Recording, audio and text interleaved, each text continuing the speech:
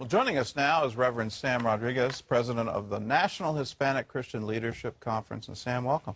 Thank you. Well, what do you think about that? What do you think about what Pastor Hoover is doing? Well, I think the Church of Jesus Christ should commit itself to fulfilling the Great Commission, making disciples, equipping the saints, Luke 4, Matthew 25, and living out the Good Samaritan parable. Helping people that are in need is not outside of the framework or the optics of the Church of Jesus Christ. I think we need to rise above the political fray and go beyond the rhetoric. And helping those that are in need is basically reconciling Leviticus 19 with Romans 13, treating the stranger amongst you as one of yourself, at the same time adhering and respecting the rule of law. Right. I think the church is the answer to this entire immigration reform debacle. I don't think Bible-believing Christians in America are in favor of open borders or amnesty. We are a sovereign nation. We have the right to protect our borders. We have the right to secure our borders. And I believe Christians want to stop all illegal immigration for various reasons, not only to protect the sovereignty, the narco-trafficking war in northern Mexico, but the fact that there are people that do want to do us harm. And we want to protect this wonderful value system we call the American experience. The question is, how do we deal with people in a way that reconciles our Christian worldview? That's where the church can offer a viable solution to this entire immigration reform debacle.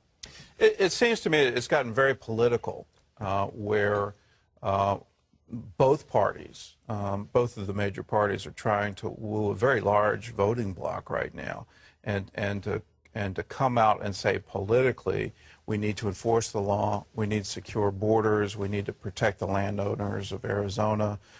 Those kinds of issues they tend to shy away from right now, because when you do, it seems like it's polarizing an entire community. Right. The question is whether or not speaking against illegal immigration is synonymous with speaking against the Hispanic American community. That's the question. And what we have seen as of late is there is a particular political ideology, one particular party, that if your rhetoric is really anti-immigrant, somehow you're going to galvanize your base. Both parties, both what I call the donkey and the elephant, Republicans and Democrats, need to understand that the Hispanic American electorate is a very diverse electorate. It is a community committed to stopping illegal immigration. The problem of our community is that we have some problems with some of the excesses in the rhetoric. It seems at times that the elephant in the room is not necessarily illegal immigration, but this 50 million strong Hispanic American demographic, and whether or not Latinos are changing America. I think that's the elephant in the room. So we hear some of the anti-immigration rhetoric combined with whether or not we're pressing one for English and two for Spanish, and that sort of nativist naivete that needs to be extracted from any and all political discourse. That's the question. But that's very hard to extract. Well, it's hard to extract because it's used as fodder to galvanize the base, primarily in the primary season. Look, Ronald Reagan understood in 1986 that Hispanics are natural traditionalists or conservatives, as he would deem it. This is a community committed to faith, family, and freedom. Pew Research. This is a very Christ-centered community. Matter of fact, and the future of Christianity in America. The future face of Christianity in America is Hispanic. I'm convinced that American Christianity, and I say this with humility, will be saved. American evangelicalism will survive the 21st century because of the Hispanic American community. We may very well want to deport the future of American evangelicalism. That's why we have to address, what do we do with 11 million people that are currently here undocumented? Are we going to deport them? If we deport them, the party that is responsible for deporting 11 million people will be the party that will suffer politically. And that's where the Hispanic American community, faith community, finds themselves in this conundrum.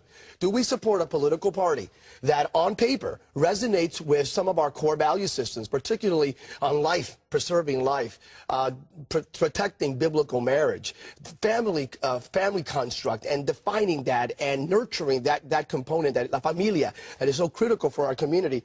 This party looks like us on paper. The rhetoric speaks otherwise. This party necessarily does not reflect our core values as it pertains to some of our family values, but they want us and they seek us. What do we do? So we're caught between the proverbial rock and the hard place. The Republican conservative movement will never survive in the 21st century with, and I say this with great due deference, with a white exclusive optic. It can't. Demographically speaking, it's impossible. Some of these key swing states in 2012, Colorado, Nevada, New Mexico, and Florida, unless the Hispanic vote reverts back to the GOP, like the pattern that they were emerging for in the 2004 election, 44% of Hispanics supported George W. Bush in the 2004 election. 44%. They were about to hit that 50% mark in 2006, 2008 if the immigration reform issue never would have come up. Well, all of his Texas experience, he knew how to do it. Absolutely. Well, and again, there has to be a road to Damascus experience on behalf of both parties. The Democrats need to realize that if they want to engage the Hispanic American voter, they're going to have to sway more towards the center. This is a pro-life, pro-family community, and we're not going to surrender our values on the altar of political expediency. Republicans need to have a more broad optic and look at conservatism not via the lenses of the color of the skin, but whether or not they want to conserve the values of Abraham Lincoln and Ronald Reagan. Well, let's get into perception. What does the average Hispanic American view, how do they view the governor of Arizona right now? Let's just say the community would not invite the governor of Arizona for carne asada anytime soon. All right, so when she stands on a tarmac and does this well, that's wrong. To the president, we find that to be wrong. What does that do to galvanize support for him? And again, it does, because just from our community, we are taught to respect those that are in authority. And the office of the president is worthy of respect, regardless if you agree or disagree. And I find that to be wrong and disrespectful on many levels. Number two, the problem with the governor of Arizona, it's not that the governor of Arizona enacting the Arizona law, the anti-immigration law in Arizona, the governor never stood up and said, I am surrounded by Hispanic American, wonderful citizens from the state of Arizona. We love the Hispanic American community. Hispanics have been here in Arizona even before our forefathers got here. So we actually understand the rich historical heritage brought about this wonderful community. We are here opposing illegal immigration, but simultaneously celebrating legal immigration and affirming the wonderful contribution of the Hispanic American citizen in the state of Arizona. That never took place. It really became a platform for not only anti-illegal immigration, but it became a platform that seemed to the Hispanic American community very anti-Latino, anti-Hispanic. For you to have the ability to racially profile, I'm a fourth-generation Hispanic American. My cousin died in Iraq defending the values that we hold near and dear. My uncle died in the fields of Korea. So for me to go to Arizona, and at that time the law stated that there was a platform, an opportunity for them to ask me to prove that I'm an American citizen. You've got to be kidding me. In the 21st century setting that we currently live in, that sort of hyperbole and exaggeration and extremism needs to be pushed away. And that, again, being a Republican governor, conveys a message to the Latino community, the Latino faith community, that Republicans may not be too Hispanic friendly. How do you really feel? I don't know. If I after a couple of more coffees, I'll tell you what I mean. But again, well, I think you're pointing out just how deep the issue is. It is. And here you are, a fourth-generation proud American. Absolutely. Who, you know, your family has fought. Okay. And am I now subject to profiling? Absolutely. It's a 21st century experience. I have 3 kids. And for me to have to sit down with my children explaining to them what's going on, I'm a Generation Xer. I never would have believed that in my generation I would have to justify the idea of racial profiling. Honest to goodness.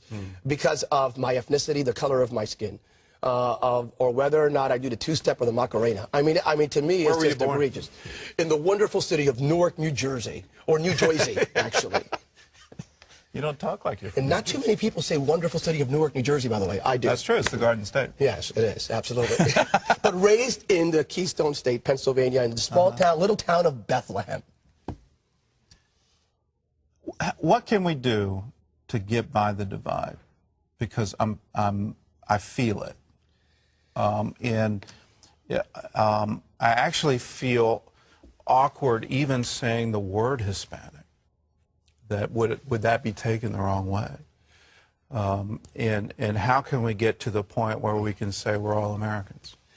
And this issue of assimilation and integration is critical. I am one that believes that the church can serve as a catalytic instrument in this process of integration. We have some great values that make our nation great. From Plymouth Rock to Jamestown, entrepreneurship and faith. Jamestown, entrepreneurship, and Plymouth Rock, the faith component. These are still the values that guide us to this day. To integrate every single American, absorbing and embracing these values, that's a dream come true. We can do that by having wonderful conversations, by the church standing up, even in the process of integration. Why not have wonderful churches in our communities offer English immersion programs and English as a second language, and facilitating a platform of camaraderie, of fellowship in Christ, again, integrating the entire experience. The church can really serve that role. I believe we need to rise above the political fray, not surrendering our values to the donkey or the elephant, but contextualizing the narrative of the agenda of the Lamb. Yeah. What if that Christ agenda trumps all things, and we view the other? Now, I'm going to be very honest.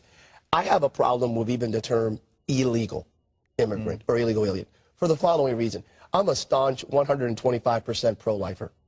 I am. And because I am, to deem a human being illegal, what they have committed is an illegal act. I do not deny that. And we want to stop all illegal immigration, without a doubt. But to call a human being illegal, to me, runs contrary to my pro-life ethos. Oh, there's two problems. It's illegal, alien. I mean, both are. Both alien. Now, I don't see any of the Martian things coming out from the Bugs Bunny cartoons.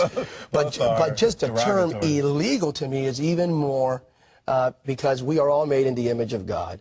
Again, I think we need to redeem the narrative. I think we need to deport every single gang-banging, drug-dealing criminal, every person committed to nefarious activity in America, and they're here undocumented. Let's deport them.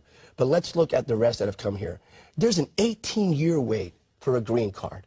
On many, 18, that's the average wait. 18 years, if you are here legally and you want 18 years, we have to fix the system. The system is broken. I think we could do that with good Christ-centered, spirit-filled conversations, with love and compassion, without surrendering our values, without granting amnesty. I think we can do that. Politicians are playing football with the Hispanic American community. And I think it's time for the church to rise up and say, enough is enough. Let me call my congressman.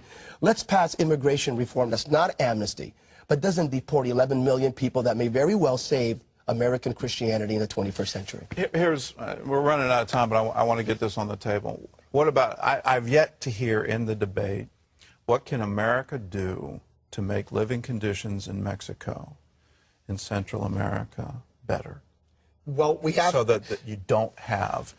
I mean, we've got this huge help wanted sign on the border saying, please come. What can we do to say, okay, you can work and have a future and live right where you are? You may very well argue from a geopolitical standpoint that our foreign policy apparatus ignored Central and South America after Ronald Reagan and George H.W. Bush, meaning we ignored it for 20 years. We focused all of our attention in the Middle East, and mind you, there's valid reasons why. But we ignored Latin America. We saw the rise of Hugo Chavez, Evo Morales, Ortega once again in Nicaragua. Leftist regimes that really don't adhere to what we hold near and dear in America. We ignored Latin America. It's time to refocus our attention. Why are we investing billions of dollars in nations that don't even like us, when we could invest money in making sure that these governments have a sustainable infrastructure, and therefore we will solve the immigration reform crisis? So I think we have to somehow reframe our lenses. Let's look south again, and let's address some of the issues. The narco-trafficking war in Mexico. Let's apply some of the Colombian lessons that we learned from Colombia. Let's apply that. But I think we need to refocus our attention south of the border and stop neglecting our good neighbors in the south.